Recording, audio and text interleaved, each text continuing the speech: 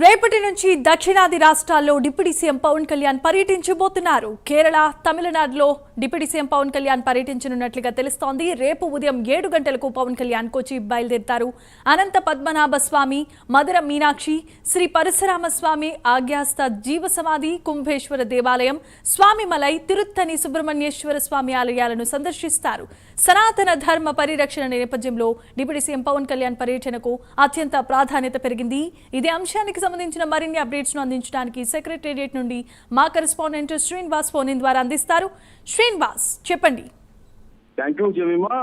Janasena chief Pawan Kalyan సనాతన ధర్మ పరిరక్షణ నేపథ్యంలో ఈ పర్యటన ఖరారైనట్లు కూడా మనం చెప్పొచ్చు. ప్రధానంగా ఆయన రేపు ఉదయము కేరళ, తమిళనాడు రాష్ట్రాల పర్యటన కూడా ఆయన బయలుదేరి వెళ్తున్నారు. దాదాపు రేపటి నుంచి 4 రోజుల పాటు కూడా ఆయన కేరళ, తమిళనాడు, కేరళలోని వివిధ ప్రముఖ దేవాలయం కూడా ఆయన సందర్శిస్తారు. మొదట ఆయన కేరళలోని అనంత పద్మనాభ స్వామి ఆలయాన్ని సందర్శిస్తారు. అక్కడ నుంచి మధుర మీనాక్షి, అలాగే పరశురామ స్వామి ఆలయాన్ని, అలాగే అగస్త్య జీవ సమాధి, అలాగే కుంభేశ్వర దేవాలయాన్ని, అలాగే స్వామిమలై, తిరుత్తని సుబ్రహ్మణ్య స్వామి ఆలయాన్ని కూడా డిప్యూటీ సీఎం జనసేన అధినేత పవన్ కళ్యాణ్ సందర్శించుకుంటారు. అయితే ఒక విధంగా చెప్పాలంటే మటుకు పవన్ కళ్యాణ్ పర్యటన ఎక్కువ శాతం మటుకు తమిళనాడులోనే ఎక్కువ భాగం కొనసాగనుంది.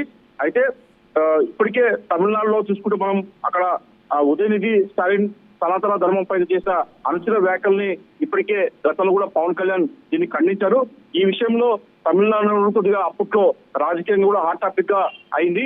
ఇప్పుడు తాజాగా డిప్యూటీ సీఎం పవన్ కళ్యాణ్ ఏదైతే తమిళనాడు, కేరళలో ప్రముఖ పుణ్యక్షేత్రాలు సందర్శనకు వెళ్తున్నారో ఖచ్చితంగా అక్కడ కూడా కొన్ని అంశాల్లో ఆయన మాట్లాడే అవకాశం ఉంటుంది.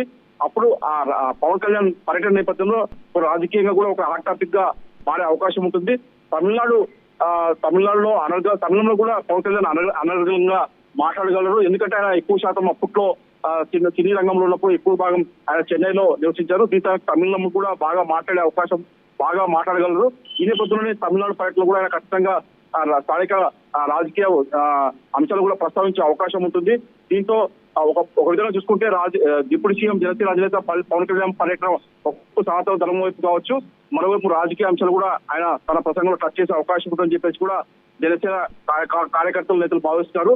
మొత్తం చూసుకుంటే అందులో తమిళనాడులో వచ్చే ఏడాది ఎన్నికలు జరగబోతున్న తరుణంలో పవన్ కళ్యాణ్ పర్యటన అక్కడ హాట్ టాపిక్ గా మారిందని చెప్పుకోవచ్చు జమీమా. మొత్తం చూసుకున్న మటుకు ఒకవైపు సిద్ధాంతాల మధ్య అంటే పోరాటం జరుగుతుంది. డిఎంకే, అన్నా డిఎంకే పార్టీలకు పూర్తి వ్యతిరేక దశలో ఉండే పార్టీ బీజేపీ మాత్రమే. అయితే ఆ పార్టీ తన భావజాలను బలంగా ప్రజలకు తీసుకెళ్ళిపోతుంది. దానికి ఈ పవన్ కళ్యాణ్ పర్యటన ఖరారైతే మటుకు దానికి అక్కడ బీజేపీ కొద్దిగా బలం అని చెప్పుకోవచ్చు. వచ్చే ఎన్నికల్లో కొద్దిగా అక్కడ పవన్ కళ్యాణ్ పర్యటన నేపథ్యంలో కొద్దిగా హాట్ టాపిక్ అయ్యే అవకాశం ఉంటుంది. అక్కడ ఎన్నికల ప్రభావం కూడా కొద్దిగా చూపే అవకాశం ఉంటుంది Jemimah. Right, thanks for the update, Srinivas.